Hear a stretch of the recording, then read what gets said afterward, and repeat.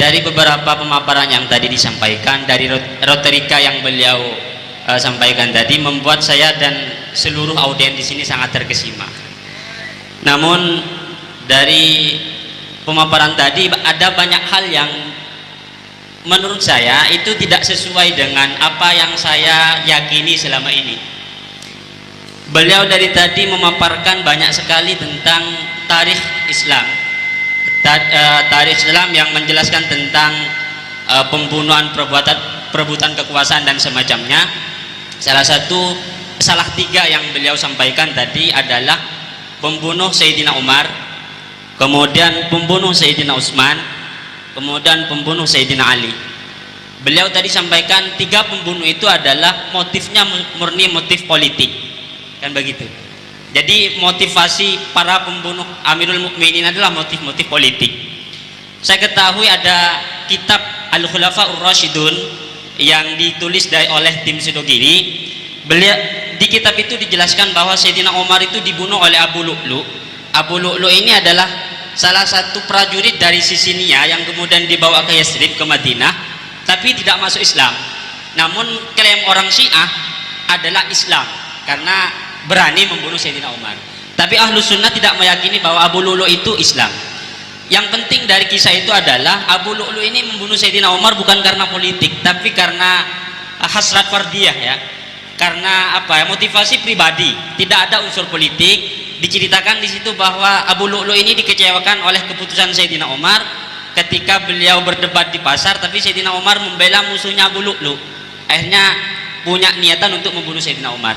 Yang kedua, pembunuh Sayyidina Ali. Tadi Abdurrahman Ibnu Muljam. Abdurrahman Ibnu Muljam itu faktornya dalam kitab-kitab juga faktor pribadi juga. Karena Abdurrahman Ibnu Muljam ini cinta dengan seorang wanita yang namanya Kutom, yang mana orang tua Kutom ini dibunuh oleh Sayyidina Ali. Akhirnya dia dendam, kemudian Sayyidina Ali dibunuh. Dari cerita ini tidak ada unsur politik sama sekali. Nah, yang paling membuat saya heran tadi ketika menceritakan pembunuh Sayyidina Utsman. Pembunuh Sayyidina Utsman itu ulama sepakat ikhtilaful ulama fi tahdidi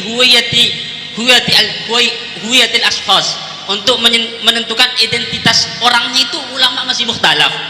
Tapi Gus Islah Barawi ini berani untuk menyebutkan Hammad. Yang saya ketahui itu bukan Hammad tapi Hammar. Itu pun kilah. Tadi di kitab merujuk dari kitabnya At-Tabari, ya kalau nggak keliru. Itu mungkin kilah, Gus. Tidak ada pengarang itu langsung memutuskan pembunuhnya ini. Saya yakin itu adalah kil. Tapi Gus Islah Barawi langsung berani bahwa pembunuhnya itu adalah Hammad ini. Tapi pengetahuan saya itu bukan Hammad, namun Hammar. Itu yang pertama. Yang kedua, Gus Islah Barawi tadi sangat yakin bahwa 100% teroris itu pasti afiliasinya adalah paham Salafi Wahabi. Kita ketahui di Arab sana ada kelompok namanya Ikhwanul Muslimin. Itu adalah juga cikal bakal dari teroris, termasuk yang mengebom Al-Buti, ya, Ali As-Subuni, itu adalah Ikhwanul Muslimin. Tapi pendiri Ikhwanul Muslimin itu adalah Hasan Al-Banna. Hasan Al-Banna kalau saya tahu di sini, beliau Asy-Syaikh Hasan Al-Banna rahimahullah al-mutawassa kana sunniyan asy'ariyan sufiyan akhad at-tariq asy-Syadzili an Syekh Abdul Wahab Al-Hasafi asy-Syadzili. Beliau adalah sunni asy'ari sufi, bukan tidak berafiliasi sama sekali dengan Wahabi, tapi beliau ini mendirikan Ikhwanul Muslimin yang menjadi cikal bakal teroris. Bahkan beliau sangat menolak dalam salah satu ungkapannya, al-mujassimah wal musyabbihah laisu minal Islam fi syai'in wa laisa liqaulihim nasibun minas sihah. Beliau sangat menolak mujassimah, musyabbihah.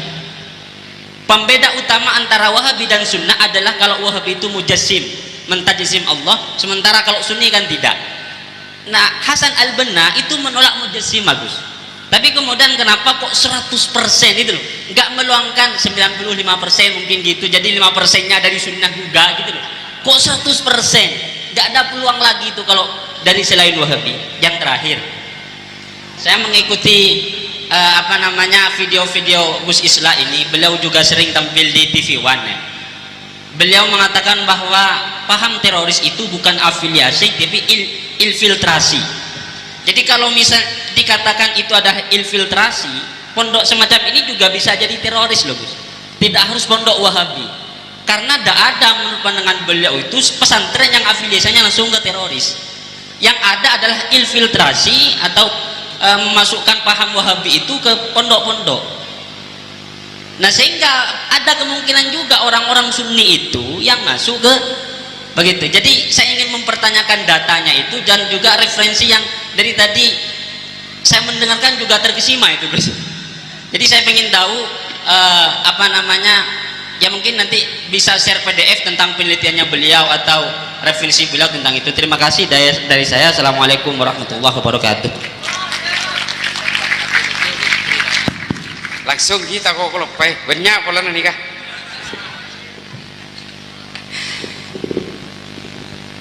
Nikah dijawab sepertama sarang dan gula.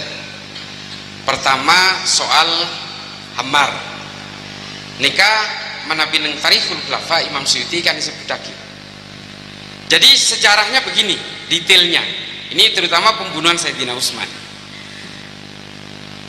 Muhammad bin Abu Bakar ini akan ditunjuk sebagai gubernur Mesir karena desakan dari orang-orang Mesir kepada para sahabat meminta kepada Sayyidina Utsman untuk mengganti gubernur Mesir yang masih punya kekerabatan dengan Sayyidina Utsman.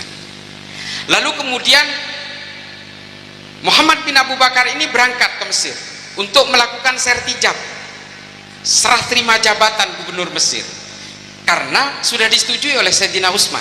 Ini Tarikhul Khulafa. Dan ini juga ditulis oleh salah seorang ahli sejarah Mesir, Faraj Faudah, namanya Haqiqatul Ghaibah. Ini jelas. Lalu kemudian ketika di perjalanan ada orang yang mengendarai mengendarai kuda ngebut ajeng tekucing. Jong tekucing sampai stop. Neng dalam perjalanan ini ketemu dia seolah-olah ingin mendahului kafilahnya Muhammad bin Abu Bakar. Lalu diberhentikan. Ada apa kamu? Saya diminta untuk menyampaikan sebuah surat ke Mesir kepada gubernur Mesir yang masih menjabat. Surat apa? Nah, saya surat itu akhirnya digeledah, diketemukan di bawah terompah. Di beberapa kitab sejarah lain disebut berada di bawah sepatu. Ini soal ikhtilaf sejarah. Ada yang bilang di bawah sepatu, ada yang dibilang di bawah pelana kuda. Lalu kemudian dibuka surat itu. Surat itu menyatakan apabila Muhammad bin Abu Bakar dan rombongannya sampai ke Mesir, bunuh mereka semua. Gagalkan penunjukan dia sebagai gubernur Mesir. Surat ini. Akhirnya Muhammad bin Abu Bakar kecewa. Dia kembali ke Madinah membawa surat itu. Lalu kemudian ditunjukkan kepada Sayyidina Ali. Ya Ali, ini saya menemukan surat ini. Bagaimana? Akhirnya diteliti tulisan itu. Ternyata tulisan itu otentik dengan tulisannya Marwan bin Hakam, sekretarisnya Sayyidina Utsman. Persoalannya di mana? Kok bisa Sayyidina Utsman yang disasar untuk dibunuh? Sayyidina Ali lalu kemudian melakukan konfirmasi terhadap surat itu terhadap Sayyidina Utsman. Ini semua masih di Tarikhul Khulafa. Kita tidak berbicara tentang Ibnu Katsir, Ibnu Athir, Ibnu Mas'udi. Belum, kita belum ke Tarikh At-Tabari. Ini masih Tarikhul Khulafa. Lalu kemudian dikonfirmasi, ternyata Sayyidina Utsman tidak tahu tentang surat ini. Ini persoalannya. Lalu kenapa kemudian Sayyidina Utsman masih menjadi sasaran terhadap amuknya Muhammad bin Abu Bakar dan juga perwakilan orang Mesir yang protes, yang meminta penggantian gubernur ini? Salah satunya adalah Hammar. Nah, lalu kemudian protes, diketahuilah bahwa yang nulis surat palsu ini, yang mengatasnamakan Sayyidina Utsman ini adalah Marwan bin Hakam. Tapi persoalannya adalah ketika Muhammad bin Abu Bakar dan para sahabat serta orang-orang di Madinah meminta supaya Marwan bin Hakam ini diberikan kepada masyarakat Madinah untuk diadili, Sayyidina Utsman melindungi, tidak memperbolehkan. Akhirnya apa? Rumah Sayyidina Utsman dikepung 30 hari 3 malam. Dalam kitab sejarah yang lain disebut 35 hari, ada yang menyebut 41 hari, macam-macam. Tapi dikepung hingga kemudian Sayyidina Ali merasa bahwa bagaimanapun ini adalah sahabat saya, ini adalah generasi pertama yang masuk Islam, hingga akhirnya Sayyidina Ali meminta kepada Sayyidina Hasan dan Sayyidina Husain untuk menjaga pintunya Sayyidina Utsman selama dikepung supaya tidak ada orang yang menerobos, dan Sayyidina Utsman tidak diberi pasokan air supaya mati kekeringan di dalam. Tapi kemudian Sayyidina Ali melakukan lobby kepada masyarakat Madinah supaya tetap diberikan suplai air, hingga akhirnya Sayyidina Ali memberikan suplai air selama 10 hari itu kurang lebih 2 gentong air. Tapi selama masa pengepungan ini Muhammad bin Abu Bakar tetap kecewa karena dia gagal jadi gubernur Mesir, hingga akhirnya menerobos lewat pintu belakang, melompat pagar belakang, memasuki pintu belakang bersama Ammar. Bersama Ammar inilah kemudian dia menerobos, menemukan Sayyidina Utsman sedang membaca Al-Quran, lalu kemudian dipegang jenggotnya oleh Muhammad bin Abu Bakar. Hai bapak tua, ya Utsman, kamu hari ini juga akan saya bunuh.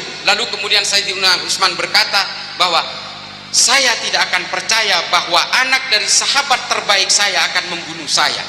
Kalau kamu ingin menjadi gubernur Mesir, kamu bisa saya lantik menjadi gubernur Mesir. Ini Tarikhul Ulama mengatakan seperti itu. Lalu kemudian melepas jenggotnya Muhammad bin Abu Bakar, tapi kemudian dia mundur berbisik kepada Ammar, lalu kemudian Ammar, habisi dia. Di mana politiknya? Karena kekecewaan tidak ditunjuk menjadi gubernur Mesir. Lalu kemudian di beberapa kitab sejarah, terutama kitab sejarah yang lebih modern, Ibnu Mas'udi, tentang pembunuhan Sayyidina Umar, memang eksekutornya itu adalah orang Majusi yang tidak masuk Islam, dia orang kafir. Tapi Ibnu Mas'udi melalui analisis politik, termasuk juga berbagai literatur modern hari ini yang ditulis oleh Henry Kane, yang menulis sebuah sejarah Andalusia yang berjudul An-Mansur, mengatakan bahwa berbagai orang yang berada di belakang ini adalah orang-orang yang punya kepentingan ingin merebut kekuasaan kepada Umar. Ini adalah hasil analisis historiografi, termasuk kalau kita membaca, Ibnu Khaldun pun mengatakan bahwa konspirasi antara orang-orang Islam di Madinah dan orang kafir pada saat itu hanya ingin merebut kekuasaan. Ini hasil analisisnya Ibnu Khaldun dalam Al-Muqaddimah. Sehingga apa? Orang Islam yang berkolaborasi dengan agama apapun tapi ingin meruntuhkan seorang pemimpin atau meruntuhkan kekuasaan, ini adalah bagian dari perilaku Khawarij. Di dalam Al-Muqaddimah, Ibnu Khaldun mengambil contoh negara di Afrika Utara yang hari ini dikenal sebagai Sudan dan negara Sahel, Sahara Barat. Ini contoh dari Ibnu Khaldun. Artinya apa? Abdurrahman bin Muljam, dia dari kelompok Khawarij. Dia adalah orang yang gagal disadarkan oleh Abdullah ibnu Abbas radhiyallahu anhu. Lalu kemudian dia kecewa, dia menganggap Sayyidina Ali itu bukanlah Amirul Mukminin tapi Amirul Musyrikin. Lalu kemudian melakukan pembunuhan dengan pedang yang direndam dalam cairan beracun 3 hari 3 malam. Niat, ini persoalan-persoalan politik. Karena Sayyidina Ali dianggap terlalu kooperatif, Sayyidina Ali dianggap gagal menjadi pemimpin, sehingga orang-orang Khawarij ingin menggugurkan kepemimpinan Sayyidina Ali, lalu kemudian dia tidak sabar dan melakukan pembunuhan. Dasarnya politik sebenarnya. Ini adalah hasil analisis para ahli sejarah abad pertengahan hingga hari ini. Kalau memang kemudian ada sejarah lain yang mengatakan karena ada persoalan lain dan sebagainya, persoalan historiograf, persoalan analisis sejarah ini memang berbeda-beda. Bahkan peracunan terhadap Sayyidina Abu Bakar pun masih kontroversi hari ini, termasuk peracunan terhadap Nabi Muhammad. Beberapa ahli sejarah mengatakan Nabi Muhammad wafatnya diracun Toreh. Termasuk Farad Sauda dalam Hakikatul Ghaibah mengatakan Nabi Muhammad diracun oleh orang Yahudi. Tade oning nih kan. Tapi memang kontroversi sejarah ini memang tidak ada habisnya. Lalu kemudian para ulama masyhur mengatakan bahwa sejarah-sejarah tidak nyaman ini memang harus disembunyikan karena kontroversinya terlalu tajam. Menabidan kula, jangan disembunyikan, berikan kepada kita supaya kita belajar bahwa kejadian yang pahit masa lalu tidak boleh terulang hari ini. Nah, nikah menabi versi dan gula, wallahu alam bisawab. Nah, lalu kemudian 100% penganut Salafi Wahabi dan nikah. Wah, nikah senyatana lanceng tapi singkat lebih gula. Mun parlo cendi beda orang yang tanya ke dulu. Salafi Wahabi nikah korbina dari imam, basis ajarannya Ada nih. Basis ajaran Salafi Wahabi ini berawal nikah sejarah modern asli.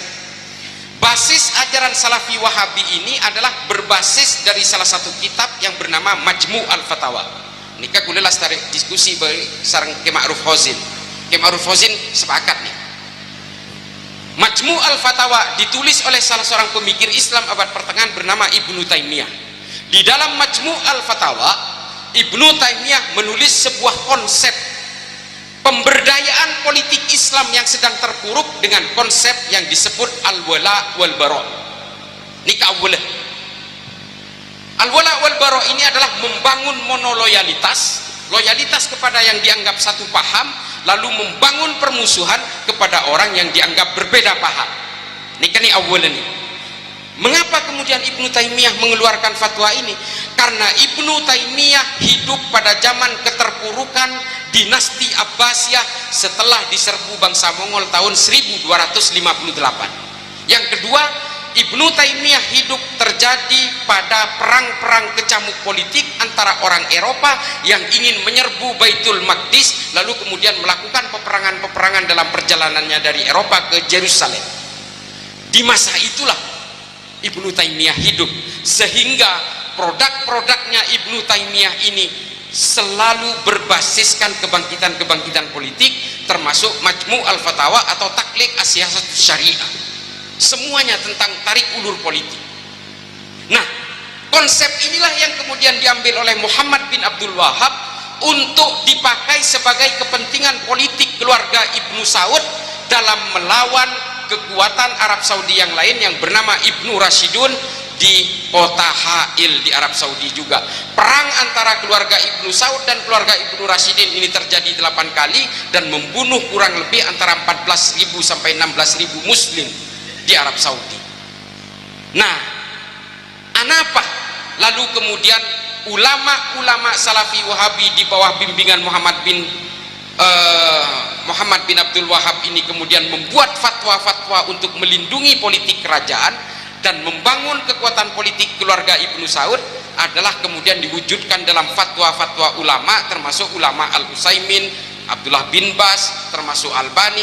Ini adalah produk-produk fatwa usul fikih untuk memperkuat politik kerajaan. Itulah mengapa Salafi Wahabi itu mengharamkan budaya-budaya lokal, karena mereka tidak mau ada kerumunan-kerumunan masyarakat yang dikhawatirkan akan melakukan perlawanan terhadap keluarga Ibnu Saud. Nih, mengapa kemudian bejengi haramaki? Ini kan sebenarnya dulu fatwa-fatwa ini dibuat untuk memperkuat politik kerajaan keluarga Ibnu Saud. Mauludan ilarang, anapa? Ziarah kubur ilarang, anapa? Mereka orang-orang Wahabi ini tidak mau orang Saudi ini membuat ikatan-ikatan resiliensi ideologis dengan masa lalunya, sehingga mereka tahu hanya keluarga Ibnu Saud. Ini yang kemudian anapa ziarah kubur diharamkan, mauludan diharamaki, tahlilan diharamaki, karena kekuasaan politik Ibnu Saud itu paling takut dengan kerumunan-kerumunan rakyat. Mereka takut rakyat melakukan perlawanan kepada kerajaan, termasuk unjuk rasa diharamkan, menghina pemimpin diharamkan. Sama, karena apa? Fatwa-fatwa ini dulu dibuat untuk memperkuat kekuasaan keluarga Ibnu Saud.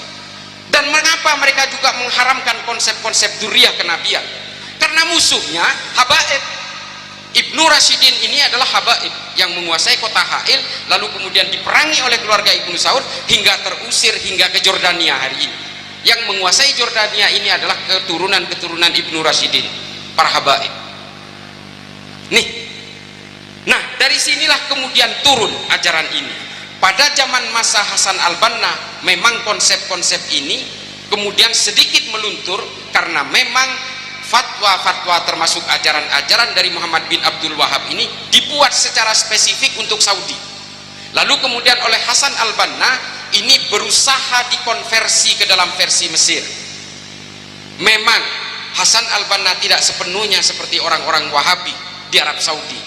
Dia masih berusaha memberikan fatwa-fatwa ijtihad-ijtihad yang sifatnya kolaboratif dan enkulturatif dengan orang Mesir.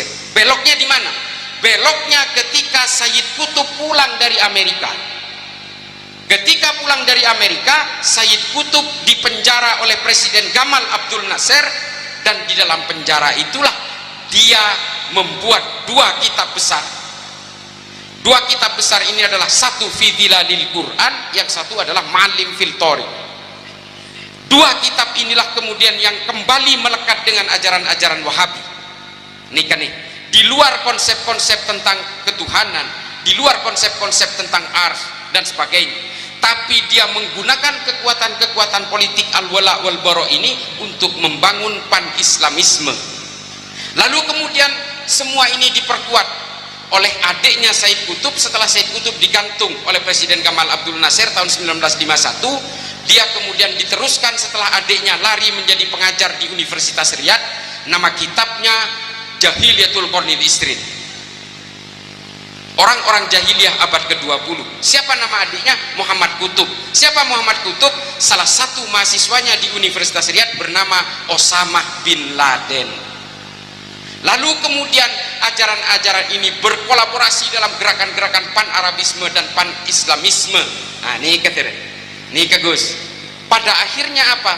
Dua ajaran ini menjadi pembeda. Ada dua pembeda. Yang satu adalah yang disebut dengan konsep-konsep ajaran politik Haroki, Salafi, Wahabi, Hijazi, yang berkiblat kepada Arab Saudi. Tapi yang kedua adalah konsep-konsep Haroki dan Jihadi, yang berkonsep terhadap, berafiliasi terhadap Ikhwanul Muslimin. Jadi ada dua kemudian yang bergerak ini. Yang satu adalah orang-orang, nah sejak saat itulah, dulu kan Wahabi ini satu.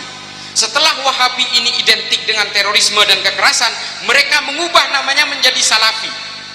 Nih kan nih, termasuk organisasi Salafi Wahabi neng polisi ini keseh terpapar oleh korebu mentro ninga.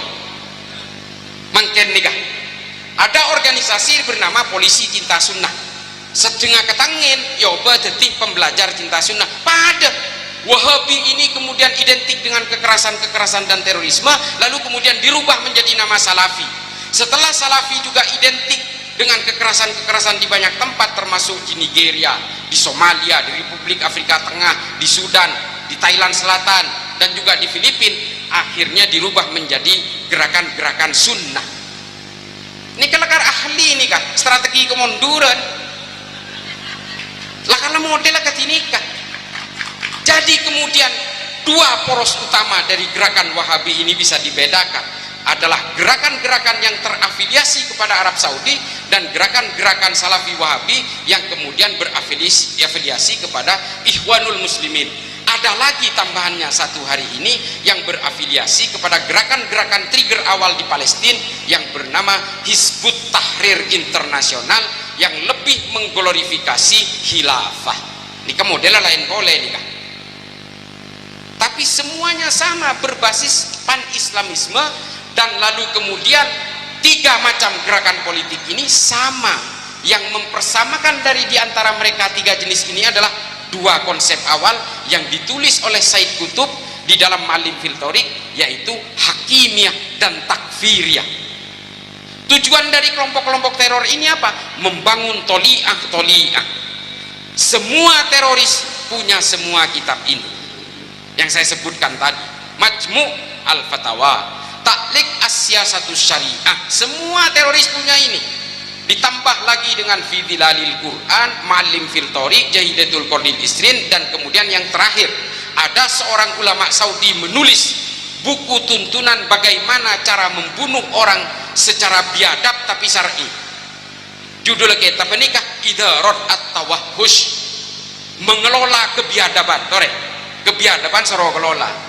Semua teroris punya ini, dan saya memegang datanya. Saya yang berhadapan dengan mereka. Mun kule mereksa, kule sengaja rokok, kule kan rokok, kule kan ngalalaki rokok. Saya merokok dan dia pasti resisten. Awal, ini kan ngetes awal kule. Ini ke teknik kule mun mereksa. Rokok kule, wah ngos melengos. Haram Ustaz, ke kule. Biasa nih kan. Dan semua sama. Kira-kira kapan saya kisah nih kalau sadar rokok ada abikan telotoro sengirim ke penjara. Nikah. Artinya apa? Saya pegang data. Dan saya sudah ke Afrika. Saya sudah menyusuri Somalia sampai ke negara-negara tanduk Afrika di pantai timur. Saya sudah menyusuri Afrika di jalur tengah sampai di Kenya, pinggiran Sungai Swahili, sampai ke Bangui, Republik Afrika Tengah, di mana di situ hidup Seleka, kelompok teroris di Republik Afrika Tengah. Lalu ke pantai barat saya sudah susuri sampai ke Boko Haram di Nigeria, sampai di Monrovia di Liberia, lalu kemudian sampai ke Sudan Selatan, orang-orang Kristen di Sudan. Ini sudah saya telusuri semua dan saya sudah pelajari semua. Semuanya sama pahamnya. Saya ceritakan soal Somalia. Ini kalau sering pada YouTube pula. Somalia memang melibatkan saya untuk memberikan program kontraradikal di negaranya. Orang Somalia ini keheran. Satu negara ini pahamnya sama. Ulama ini saja lulusan Mekah sareng Madinah. Lulusan Mauritania, Ibnu Bayyan, Yosir keluar. Orang-orang Ahlus Sunnah wal Jamaah ini kayak Yosir. Semua sepakat mengharamkan musik pada. Tapi perang lo tigre mare, padahal sepaham nih. Separuh dikuasai Al-Shabaab, separuh dikuasai oleh the Government of Republic of Somalia. Nih kan nih. Abagi dua perang lo remare patang ngebom sebarengan. Padahal agama mana pada, mazhab pada, manhaj pada, mereka tafsir pada. Ada gitu. Semua sepakat mengharamkan ucapan Natal, sama semua. Ngaramaki molodan pada saja, pada. Tapi perang lo remare. Karena apa? Karena mereka punya konsep al-wala wal bara. Kalaupun kita sama dalam keimanan, sama dalam tafsir, tapi berbeda dalam pandangan politik, kamu musuh saya. Ini kini bahaya ajaran ini, ya itu. Ini produk akhirnya ini. Monseki nyarang kira masuk alo kira teroris, mosok orang pakan teroris. Engki pun wala lah karkat ini kah. Daki hera ketika dia sudah mulai merasa punya kewajiban untuk membuat sama orang yang berbeda, harus sama dengan saya, dia kemudian membuat organisasi, dia membuat kerumunan, hingga akhirnya apa? Mereka akan mengkafirkan siapapun yang berbeda dan pada akhirnya akan melakukan perlawanan terhadap negara. Negara ini dianggap togut. Semua orang yang tidak sama dengan dirinya dianggap jahiliyah dan kemudian dianggap halal untuk diperangi. Nikah konsepnya biasa, nikah eskalasi terbentuknya gerakan-gerakan radikal ekstrim dan teror. Nikah ris sudah lanceng atahunan nih. Cukup kata lagi. Lecaki pada pertanyaan boleh apa? Boleh leceh arjeng nih kah? Engki lebih kenal sobung. Empon deki lebih lah disampung nggak boleh. Engki motor sekelangkong muka-muka setia maslahat dan gula depan jenengan Gus. Seporah menabi pada sehatannya gelak sedari geger. Seporah menabi pada anu ki ikhtilaf atau khilafiyah yang dalam pemangki seporah nikah biasa nikah tangki seporah menabi sallallahu alaihi wallahu alam bisawab. Assalamualaikum warahmatullahi taala wabarakatuh. Waalaikumsalam warahmatullahi wabarakatuh.